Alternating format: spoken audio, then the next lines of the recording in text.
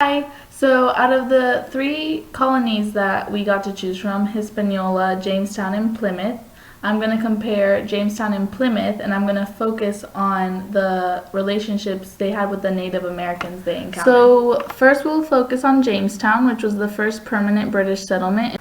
In December 1606, 3 ships left England with 144 men and boys to establish a colony. Each colony has different types of settlers, so the ones at Jamestown were members of the Anglican faith, which was the official church of England. One of the differences between colonies was the reason for establishment. So for Virginia, the colonists had economic motives that prompted colonization. The colonists' main goal was to claim land and riches in this new world they found. Talk about the relationship that Jamestown had with the Native Americans, and overall the colony didn't have a good relationship with them. They were often in conflict with the Native Americans. George Percy, in the article that I read, his observations included many of the colonists' first experiences with the Native Americans. In the beginning, the Indians were obviously threatened by these new people coming onto their land. Percy describes one of their first nights with the Native Americans. At night, when we were going aboard, there came the savages creeping up on all fours from the hills like bears with their bows in their mouths, who charged us very desperately in the faces. I do believe that there was some peace between the colonists and Native Americans, and George Percy describes one of those moments.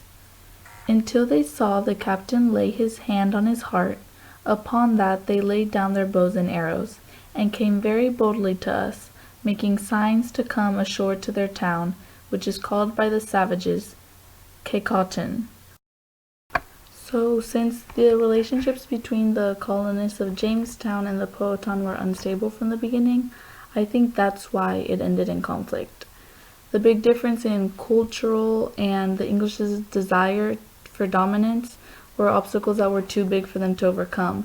And after the Indian uprising in 1622, the colonists just gave up their attempts to Christianize and live peacefully with them. So Plymouth was founded for another reason, and it was to escape religious persecution. The Pilgrims first left to Holland for religious freedom, and they enjoyed life in Holland, but the Dutch traditions and language were forced, and the Pilgrims wanted their children to speak English and have their own traditions. So they set out to what is now modern-day Massachusetts and established Plymouth on the coast. In 2 or 3 months' time, half of their company died, especially in January and February, being the depth of winter and wanting houses and other comforts, being infected with the scurvy and other diseases, that of 100 and odd persons, scarce 50 remained. So, unlike Jamestown, where the colonists just consisted of men and boys, Plymouth actually began with families. Unfortunately, hunger, cold, and the spread of disease were early setbacks that they had to experience.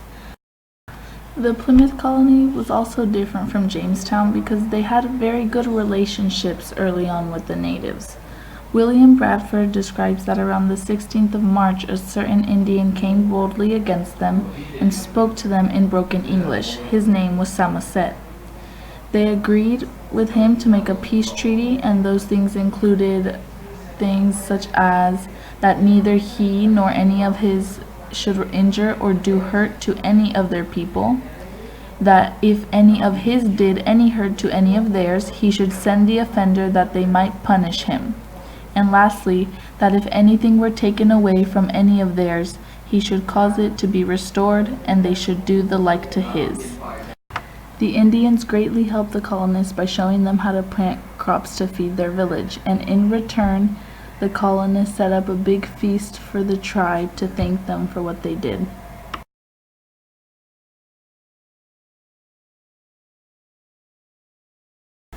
Overall, I hope you can see the difference between Jamestown and Plymouth and their relationships with the Native Americans.